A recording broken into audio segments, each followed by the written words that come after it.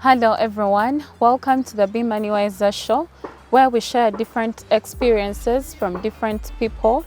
So today we're basically talking about managing investments.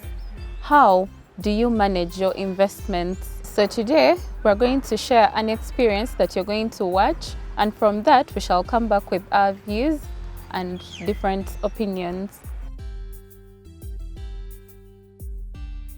Many of us tend to think that to be money wiser, you probably need to go to school, you need to undergo a particular course of training. Unfortunately, to be money wiser, probably it's a series of experience. I have a few that I can share. The first one, probably two of them. As a young man who was starting to work, I had a job, I was sold an idea of buying a lorry. Canters had just come. So I got money as a young man, bought the canter, and it was doing transport business. Actually, it was generating the money I wanted to pay for my loan. Unfortunately, whenever the money that would be brought in 1 week, the following week, I had to replace the tires. The other week, the car had to be maintained.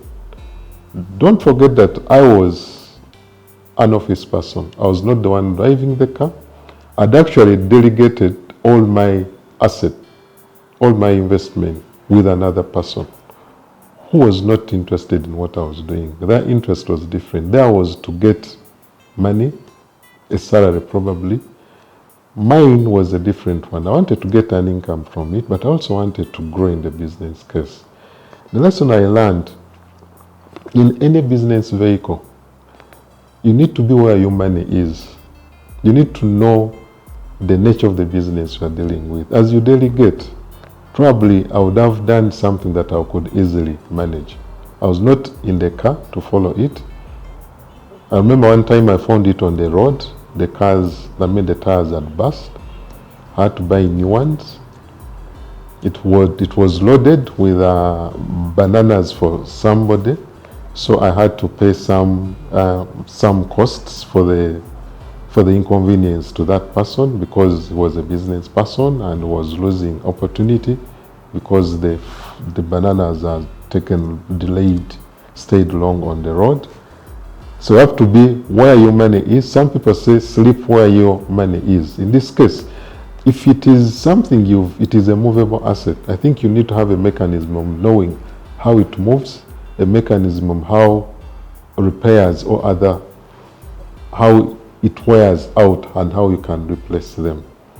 I've never done transport business again. Very bad experience. I lost the money for sure, and I had to pay the loan for my salary. The other one, I thought I would do catering business. The takeaways had just started. So somebody brought me an idea to buy equipment. So again, I trusted, gave that person money to buy me the equipment. Unfortunately, they never bought the equipment. I lost the money. I never saw the equipment. The good thing that I'd already developed a passion to have something in the catering business. But because of my past experience of being in that business, personally, I had to speak to my wife to start the journey.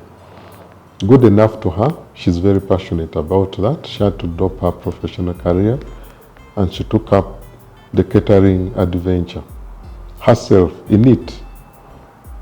Actually, I'm a very good chef because I love it.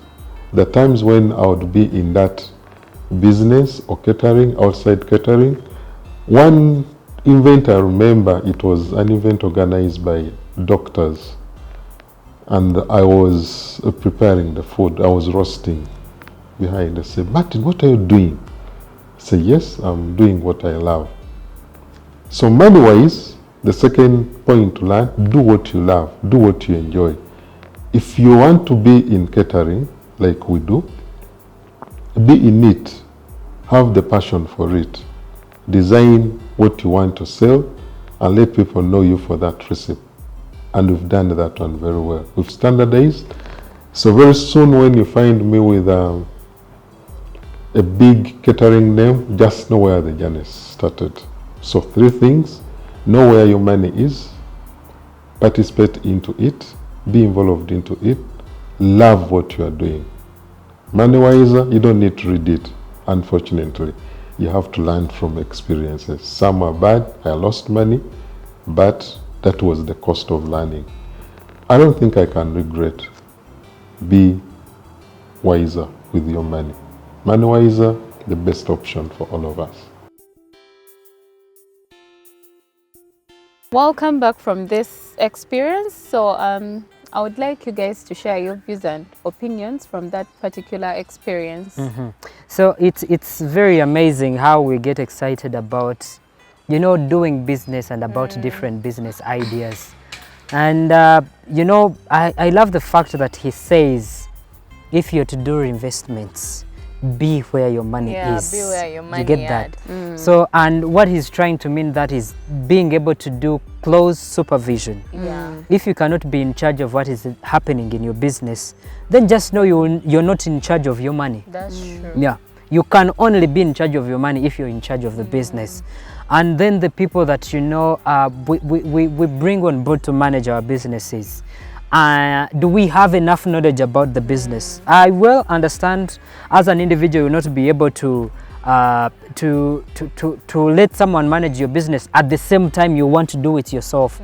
You need to give them that space, but you need to have that knowledge about the business, because someone will come and say emotoka yafudde kino, the car is missing this, which isn't even, you know, anything to do with the car, but because you don't understand the car, you'll be able to give them that money. Anytime someone comes and tells you, you know what, the tire burst, I had to replace it, you don't even have time to go and you know, check out whether he replaced the tires or not. You just give out money, and from there you find that instead of you making money out of the business, the money just keeps going back and back. Yeah.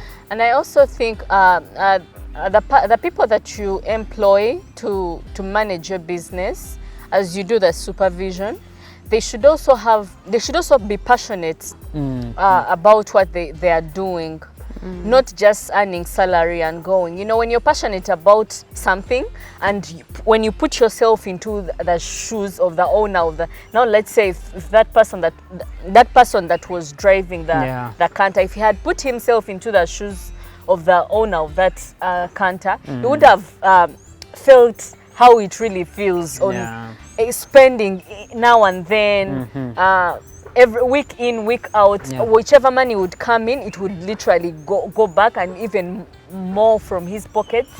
Yeah, so they also have to be passionate about their job. And I love it when you talk about being passionate. Now you see the passion he talks about catering, because he himself is a chef, he's good at cooking. It would be very hard for someone to lie to him about anything to do with cooking or any business to do with catering, because he well understands the business. However much he's not the one running the business, but he has the capacity to understand this can happen. It's true, this kind of a thing can happen in the business. But then for the car business, he might not understand that either for you to be able to replace the tires, someone needs to have done maybe, let's say, 4 trips or 5 trips. But when you well understand the business, then it's easier for the other person to be accountable to you. I think that was a very good lesson for him to learn, that he had to invest in something that he really understands. And is passionate about. That's why he had to turn to the catering business and stuff. So that's a lesson for everyone out there to learn from his experience. Well, we all do learn by you know, listening into other people's experiences, such that can help us not to make the mistakes they have made. We have the opportunity that people are willing to share with us their experiences. If you also have an experience that you do believe people can be able to learn from, kindly get onto our socials on Facebook, on Twitter, but also onto our YouTube channel to be able to watch all the previous episodes that we've had on this show. Thank you so much. Be money wiser.